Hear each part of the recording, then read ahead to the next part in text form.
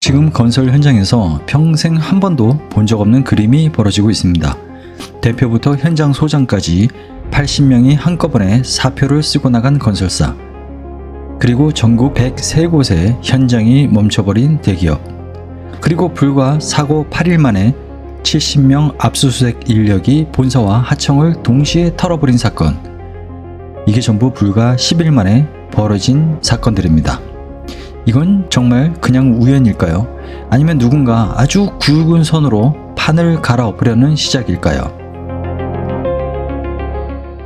8월 4일 포스코 ENC 현장에서 미얀마 노동자가 감전으로 쓰러졌습니다. 8일 만에 경찰 고용노동부가 70명을 투입해서 본사와 하청 5곳을 동시에 압수수색을 합니다. 산업재해 수사로는 비정상적으로 빠른 속도입니다. 8월 8일 대림건설 아파트 현장에서 추락사고 발생. 사고 이틀 뒤에 대표, 임원, 현장 소장, 팀장 포함해서 80명 집단 사표를 냅니다. DL그룹 전체 현장 120곳 이상이 중단됐습니다. 그리고 며칠 뒤 8월 12일 대통령 발언이 터집니다. 산재는 미필적 고의에 의한 살인이다. 면허 취소, 입찰 영구 박탈, 금융 제재, 원청 책임 강화, 내부 신고자 파격 보상. 평소라면 몇 달에서 1년이 걸릴 수 있는 절차가 사고, 사표, 압수수색, 대통령 경고까지 불과 10일 만에 한 세트로 진행이 됐습니다. 겉으로는 산재 근절입니다. 하지만 흐름을 자세히 보면 목적은 건설업 구조 개편입니다. 첫 번째로 재하도급 제한. 원청에서 1차 하도급까지만 허용을 하고 2차, 3차 재하청은 차단해버립니다. 중간 단계가 사라지면 소규모의 우리가 알고 있는 단종사 절반 이상이 설 자리를 잃습니다. 두 번째는 공사비 하한선 플러스 안전비 의무화입니다. 지금까지 해오던 저가 입찰 구조가 붕괴돼 버립니다. 안전비, 인건비는 별도 책정되고요. 단가 후려치기는 줄겠지만 고정비가 커져서 영세업체는 버티기 힘들어집니다. 세 번째는 원청의 책임이 확대되는 겁니다. 하도급 인력이라도 사고가 나면 원청이 1차 책임을 지게 됩니다. 그래서 원청이 직접 고용 비율을 늘리고 관리 통제를 강화하게 됩니다. 지금 현장은 커다란 국수 한 그릇과 같습니다. 원청이 면발을 뜨고 나면 중간 그릇을 2번, 3번 거쳐서 내려오죠.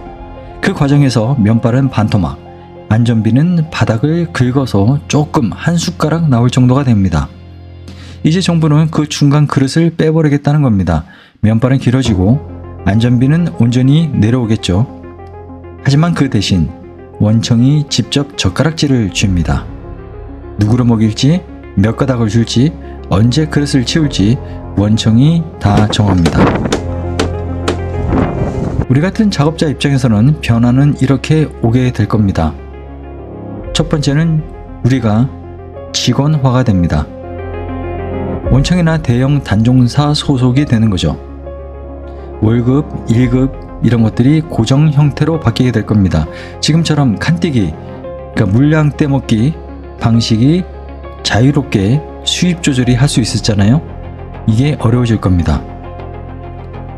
그 다음에 일정 통제를 받게 될 겁니다. 결근, 휴가가 사전 승인제. 이게 잦으면 재계약에 불이익이 오겠죠. 사고 시 보상, 보험은 확실해질 겁니다. 즉 안정성은 올라가고 자유도는 떨어진다는 그런 변화입니다. 대림건설의 집단사표는 단순 책임 회피가 아닙니다.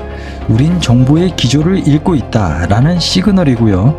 제도가 바뀌기 전에 방어벽을 먼저 치겠다라는 그런 움직임입니다. 포스코 ENC의 전국 현장 중단도 역시 마찬가지의 움직임인 거죠. 대형사들이 이미 게임의 규칙이 바뀔 것을 알고 있다는 겁니다. 이 변화가 우리에게 좋은 걸까요? 나쁜 걸까요? 보험과 안전은 강화되지만 자유와 선택권은 줄어듭니다. 나는 안정이 좋다 하면 기회일 수 있습니다.